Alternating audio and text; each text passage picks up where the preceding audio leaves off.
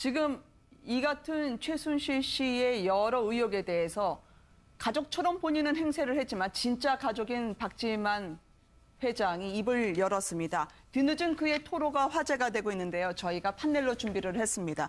진짜 혈육인 박지만의 통곡이라고 부를 만큼 네티즌들이 불렀던 이유는 그 일당이라고 이야기를 하더라고요. 그 일당이 누나를 고집세게 만들었다. 오늘 한 언론 보도에 따른 것입니다만 지금 정호선, 이재만, 안종분, 문고리 3인방이 정호성 전 비서관은 휴대폰으로 계속 통화하면서 대통령처럼 최순실을 모셨고 이재만 전 비서관은 자신이 모든 컴퓨터를 틀어막고 이 문건들이 갈 수 있도록 도왔으며 그리고 아까 문제의 청와대 설 선물 세트로 병원에 제안한 것도 이재만 비서관, 총무비서관 측이었죠. 그리고 안봉근 전 비서관도 차로 최순실 씨를 청와대에 왔다 갔다 할 수 있도록 의전 편의, 운전기사 역까지 자처를 했는데 이 네 사람에 함께 우병우 민정수석이 눈을 감았거나 아니면 이들에게 일명 하수인 역할을 했기 때문에 나의 누나가 그렇게 고집이 셀 수밖에 없었다라고 하는 겁니다. 어떻게 들리시나요? 그러니까 고집이 세다는 거는 사실은 고집 네. 센 게 그 최근 뭐 한 십수년 만에 벌어진 일은 아니고요. 네. 원래 저 박정희 대통령 그러니까 큰형의 일 때부터 그 고집 센 걸로 상당히 유명합니다. 네. 근데 이제 문제는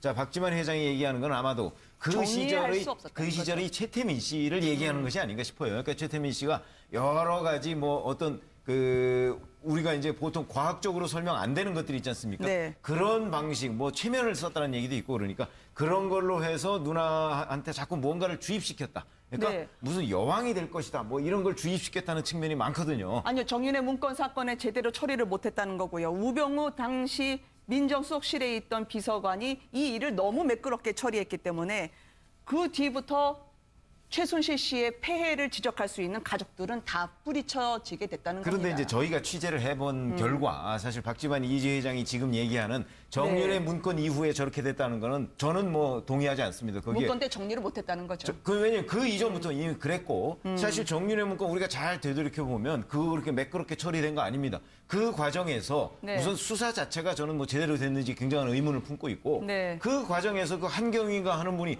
자살을 했잖아요. 얼마나 억울했으면 자살했겠습니까, 그분이.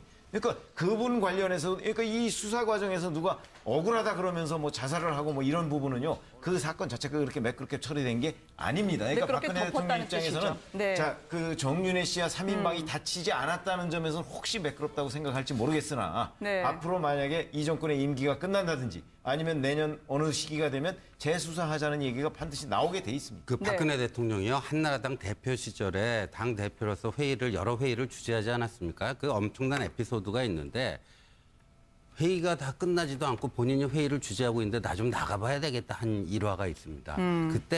그때가 언제냐? 이 박지만 씨의 장남 세연군이 태어났다는 소식을 듣고 그 조카를 보기 위해서 네. 예, 당 회의를 중간에 끝내지도 못하고 나왔다. 그리고 이 박근혜 대통령이요, 그 조카 세연, 우리 집안에 이제 대를 이을 사람 아닙니까? 네. 그 박정희 전 대통령의 장손 아닙니까? 장손. 그 얼마나 이 조카 세연군에 대해서 애지중지했는데, 그런데 이 세연군이 말이에요.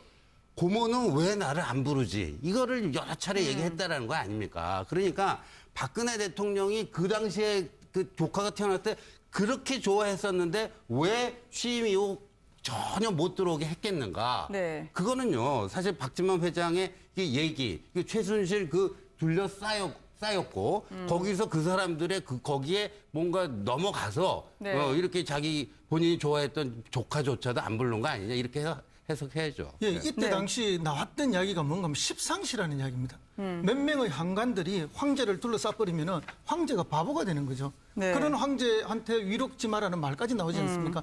지금 이 사건은 박지만 씨 이야기가 굉장히 저는 설득력이 있는 부분이다. 네. 몇 명의 측근들이 둘러싸서 다른 사람들이 접근할 수 없게 만들면 아니 장관도 수석도 비서실장도 대통령을 독대를 못하는 구조 아닙니까? 그리고 가까운 가족도 차단되는 이런 구조. 이런 구조에서 모든 정보와 흐름들을 이 사람들이 하자는 대로 하고 싶은 대로 이끌면 대통령이 끌려갈 수밖에 없는 여러 명이 한 사람을 바보 만드는 것은 쉬운 일이란 말이 있지 않습니까? 네. 바로 그런 전형의 모습이 나타났던 거죠. 그러면서 이제 박지만 씨에 관해서는 나쁜 정보, 나쁜 문건들이 나돌기 시작하고 결국 이건 뭔가 하면 궁중 내의 권력 암투다. 박지만으로 연결되는 가족 계열의 권력과 최순실로 연결되는 문고리 권력 간의 치열한 투쟁 속에서 최순실 쪽이 승리했고 그 결과가 오늘의 이런 비참한 국민들 모두가 비통해하는 이런 현상으로 나타난 것이 아닌가 그렇게 봅니다. 당시 한창 문제가 됐을 때 총무비서관으로 집사 역할이나 다름없는 곳이죠. 이재만 전 비서관은 국회에 나가서는 최순실 씨 알고 있지 않느냐. 문건을 계속 가져갔다고 하는데 그거 뭐하러 청와대 기밀 문건 가져가느냐. 질문을 받았는데요. 3번 부인한 격이었었습니다. 한번 들어보시겠습니다. 이재만 총무비서관이 서면 자료를 잔뜩 싸들고 외출하는 것을 봤다는 사람이 있습니다. 자주 그것도. 네. 글쎄요. 그게 제가 어떤 특정한 목적이 있어서 어디 외출한다는 의미보다는 저는 청와대에서 이제 집으로 갈 때 제가 하다만 그런 서류라든지 여러 가지 그 집에 가서 또 보기 위한 자료들을 제가 가지고 가는 수가 있습니다. 무엇보다도 이런 부인을 했던 이재만 전 비서관이었는데요. 대통령의 신임은 꽤 있었던 것 같아요. 그리고 주변 비서관에 대해서 대통령이 후덕하게 많이 돌봐준 것 같기도 하고요.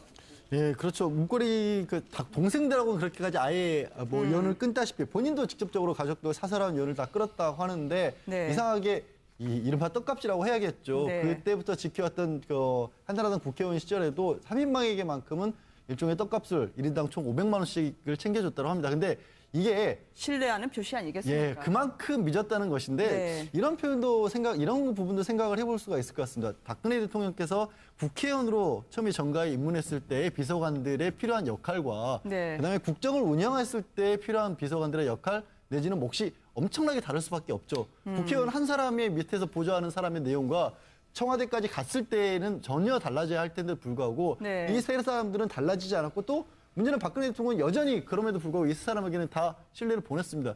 문고리 3인방에 대한 의혹이 계속해서 나왔을 때 아까 십상시라는 얘기까지 나왔을 때 대국민 담화를 통해서도 그랬죠. 열심히 일하는 사람들 내가 어떻게 이 사람을 배척할 수 있겠느냐. 네. 그렇게 주위에서 의혹이 많이 제기됐었고 말씀하신 것처럼 사람이 죽어나가는 일까지 있었는데도 불구하고 전적으로 신뢰를 보냈다라고 하는 거는 사실 그런 부분에 있어서는 이 3인방만을 탓하기에는 박근혜 네. 대통령께서도 이 부분에 대해서는 책임이 없다고 말할 수 없죠. 이게 제가 문고리 3인방이 어느 정도 막강했는가. 네. 그 박근혜 대통령이 국회에 계시던 시절 있잖아요. 국회 본회의가 열리면요. 그 국회의원만 본회의장에 들어갈 수가 있습니다. 그러니까 수행비서는 못 들어갑니다. 국회 네. 본회의장에. 그러다 보니까 안봉근 당시 수행 비서는요. 본회의장에 못 들어가니까 그 로텐도르하고 바깥에서 이렇게 대기하고 있습니다. 근데 제가 그거를 정말 여러 번 목격했는데 그 친박 의원들 중에 말이죠. 네. 이렇게 어디 뭐 화장실 갔다 오거나 어디 이게 출입할 때 말이에요. 저쪽에 안봉근 그 보좌관이 저 대기하고 있는 모습 발견이 되면 자기가 먼저 막 뛰어가서 말이에요. 가서 네. 막 웃으면서 인사하고 하는 척하고 이게 그러니까 그 완전 윗사람한테 좀 뭐 아부 떠는 듯한 멀리서 봐도 말이에요. 그런 장면이 저는 수도 없이 목격을 했거든요. 네. 그러니까 제가 그거 보면서 그랬죠. 국회의원식이나 돼갖고 뭐 아쉽다고 저기 갖고 저렇게 그냥 뭐 아부 떨고 있나 좀 그런 소박한 의문이 들었는데 네. 그러니까 그 정도로 셌다라는 거죠. 문고리 3인방이 박근혜 대통령과 접근하는 데 있어서도 안봉근 또 보좌관은요.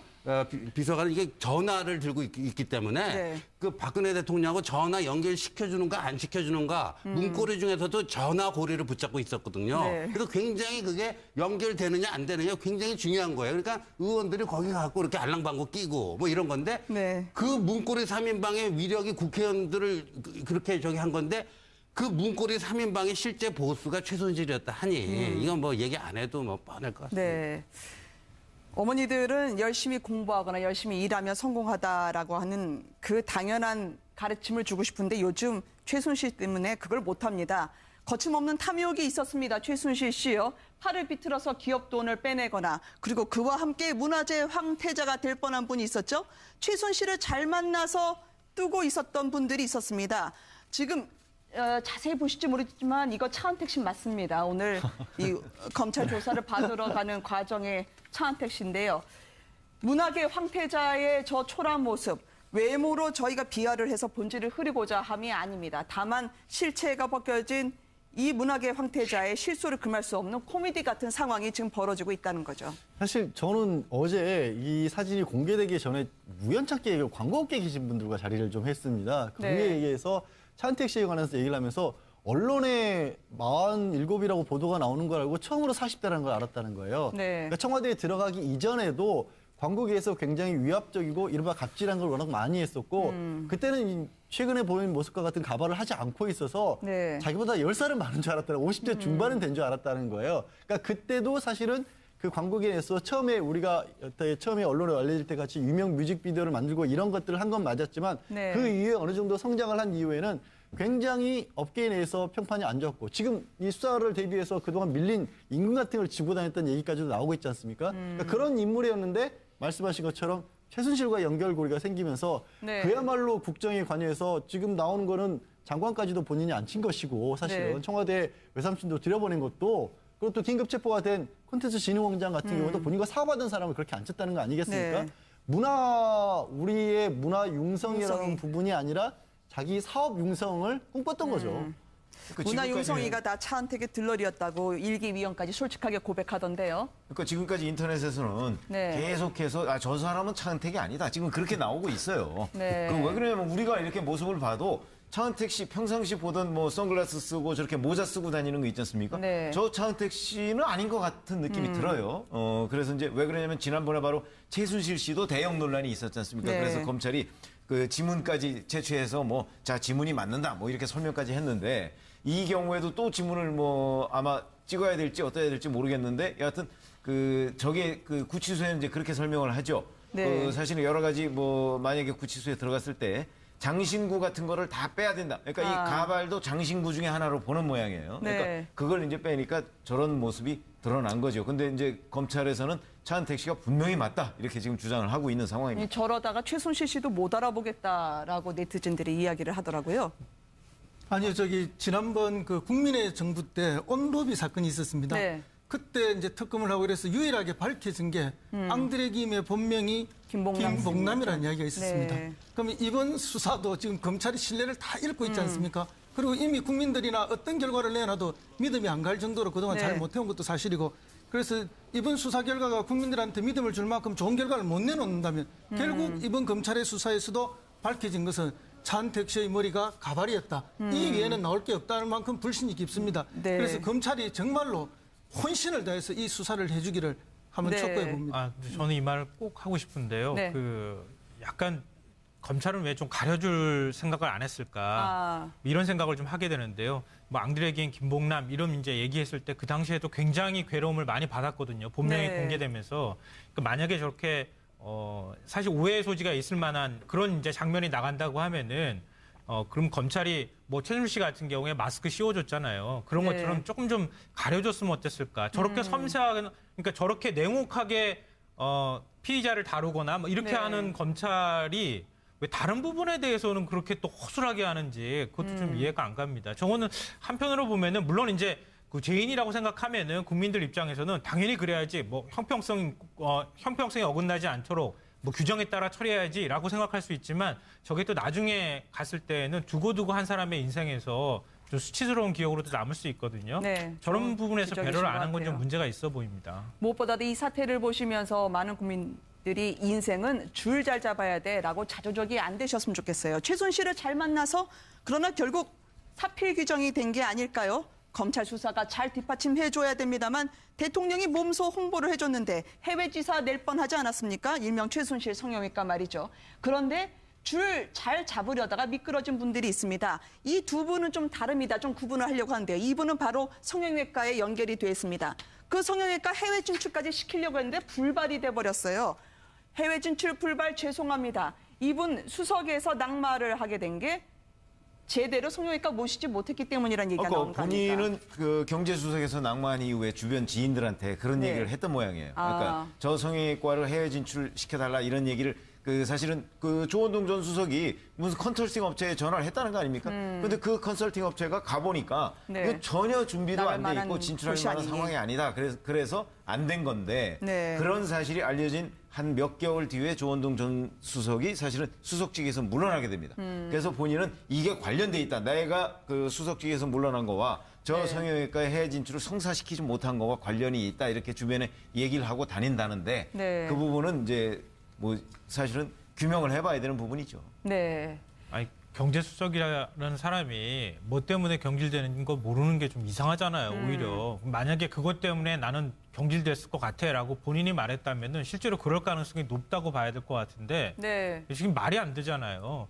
그 화장품 업체라든가 뭐 성형외과와 관련돼 있는 처남이 운영하는 곳이라고 하던데 그거 제대로 해외 진출을 못하게 했다고 그걸 네. 가지고 경제수석을 경질하는 문제까지 얘기가 된다고 하면 뭐 확인이 필요하다는 말씀도 하셨지만 그 경제수석이 한 말을 빌리자면은 그렇다는 거 아닙니까? 그거는 앞서도 말씀하셨던 것처럼 공조직이 최순실과 관련돼 있거나 어떤 사인과 관련돼 있는 문제, 또 사기업과 관련돼 있는 문제에서 경제수석까지 경질할 만큼 이 완전히 무너진 걸 보여주는 거다 이렇게 봐야 될 것 같습니다. 그래서 그때 당시 박한청 경정, 네. 청와대 파견 나와 있던 박한청 경정이 했던 말을 요즘 다시 한 번 더 우리가 생각하지 않을 수가 없습니다. 대한민국 권력 서열 1위는 최순실이고 2위는 정윤회고 3위가 대통령이다. 이것이 지금 모든 드러나는 행동들이 그때 말을 딱 갖다 보면 어떻게 이렇게 맞아떨어질 수가 있는가 정말 네. 안타깝습니다. 두 번째 미끄러진 분이 있었습니다. 이분은 그런데 하나하나 CEO니까 따지셨던 것 같아요. 조양호 회장 말이죠. 지금 평창에서요. 이분 조직위원장도 내놔야 했고 한진해운 설마일까요? 왜냐하면 최순실 씨의 K스포츠재단에 돈을 더 내라고 하니까 왜 그것까지 더 내야 되냐? 깐깐하게 따졌더니 그 여파로 돌직구를 맞아서 나가 떨어지셨다는 이야기가 나오고 있습니다. 예, 그 건하고요. 돈을 더 출연을 해달라는데 네. 그거 거부한 거하고요. 또 최순실 씨가 무슨 스위스 누슬린가 그쪽 그 회사하고 해갖고 개회식과 폐회식에. 개회식 그 폐회식 그 엄청난 그 세팅 그 프로젝트를 하려고 그러는데 네. 이 이제 조양호 회장이 나름대로 이렇게 보고를 받아 보니까 이게 타당성도 떨어지고 뭐 하니까 네. 그걸 이제 이렇게 좀 자른 모양이에요. 그래서 여기서 이제 미운털이 바뀌어가지고 네. 그 평창올림픽 조직위원장 자리에서도 잘리고 네. 그다음에 이후에 보면 한진해운이 말이에요. 그때 뭐 자금난이었던 건 다 알지만 그래도 그 와중에서도 그 얼라이언스의 재가입에 이제 성공도 하고 그러면서 뭐 기사회생에 모두 있을 수도 있다 했는데 이게 이제 법정 관리로 그냥 전격적으로 넘어간 것도 네. 이것도 최순실이 개입한 거 아니냐 이런 의혹마저 나오고 있는 거죠. 그러니까 한두 사람이 비선실세로 가입을 해서 어느 정도 네. 한 용역을 하고 뭐 부정부패하는 건 모르겠는데 지금 나오고 있는 얘기들의 결과들이 너무 충격적이잖아요. 한진해운이 법정 관리 들어가면서 대한민국 해운업이 완전히 붕괴되다시피 했고 지금도 해결이 안 되고 있고 이 사태 터지기 전까지 가장 큰 뉴스 중에 하나가 해운업 붕괴였고 지금도 수습이 안 되고 있습니다. 네. 그게 이런 게 의혹이 문제가 아니라 그것 때문에 벌어진 일이 무엇이냐가 더 큰 것 같습니다. 네. 이거 지금 뭐 바로 다 말씀드리기 힘들 정도로 정말 한진해운 문제는 큽니다. 시간이 거의 다 돼서요. 최순실 성형외과가 아니라 최순실 미용사를 하나 짚고 넘어가야 될 것 같습니다. 최순실 씨는 이 미용실 다녔다고 하는데 해당 미용실은 지금 최순실 씨를 잘 모른다고 부인을 하고 있습니다. 다만 수상한 남편의 직함, 원래 이 정가를 떠도시던 분인가요? 아니면 정말 대통령과의 인연 덕분에 저렇게 된 걸까요? 그러니까 그 전력은 지금 나온 게 없습니다. 근데 네. 이제 예비 후보를 원래 새누리당 당원이고요. 네. 그러면서 이제 지난 총선에서 예비 후보를 했다는 거 아닙니까? 근데 경선에서 떨어졌다는 거예요. 네. 그거 보면 만약에 최순실 씨가 정말 영향력을 미쳐서 대통령한테 얘기를 해서 대통령의 정무수석한테 이 사람은 경선 통과시키세요. 내지는 네. 이한구 공천관리위원장한테 얘기를 해서 이한구 공천관리위원장 확실한 친박이니까 네. 거기다 얘기를 해서 거기 우선 공천 지역으로 정해주세요. 그러면 아마 되지 않았을까요? 근데 네. 안 됐어요, 이분이.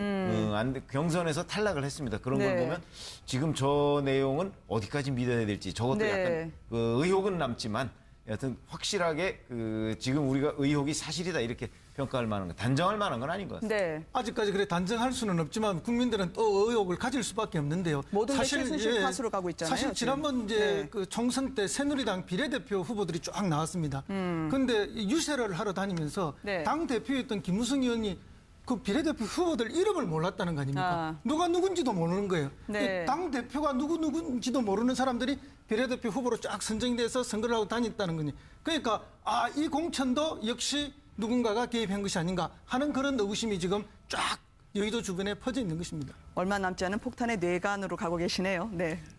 예전에 이제 박근혜 대통령 머리 모양 가지고 네. 언론에서 이거 머리 모양을 막 해석하고 뭐 왜 이 머리 모양을 했느냐 막 이런 얘기가 나오고 그랬는데 이런 의혹이 터지고 나니까 굉장히 부질없는 짓은 아니었나 뭐 이런 생각도 드는데요. 네. 그러니까 사실은 청와대가 어디까지 개입했는지 뭐 새누리당 뭐 지금 이제 공천 문제나 이런데 어디까지 개입했는지 이런 것들은 네. 아직까지 뭐 명확하게 밝혀진 점은 없는데 네. 그러니까 정기석 원내대표가 이런 얘기했잖아요. 이번에 20대 국회 구성하고 난 다음에 청와대에서 상임위원장하고 간사진까지 전부 다 이름 쫙 써가지고 그거 내려보냈는데 본인이 그거 거부했다 이런 얘기도 하잖아요. 네. 그러니까 국회에서 처리하거나 새누리당 지도부가 결정하고 새누리당 내에서 논의할 것까지 청와대가 일일이 다 지정해가지고 해주려고 했다는 거 아닙니까?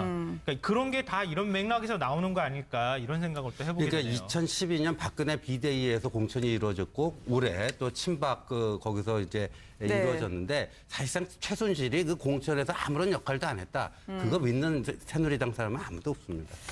한번 모셔서 다시 한번 이 문제 짚어야 될 것 같아요. 쓰나미는 오고 있는데요. 트럼프 쓰나미요. 담 쌓는 것만 얘기하고 있으니 말이죠. 오늘 말씀 잘 들었습니다. 감사합니다.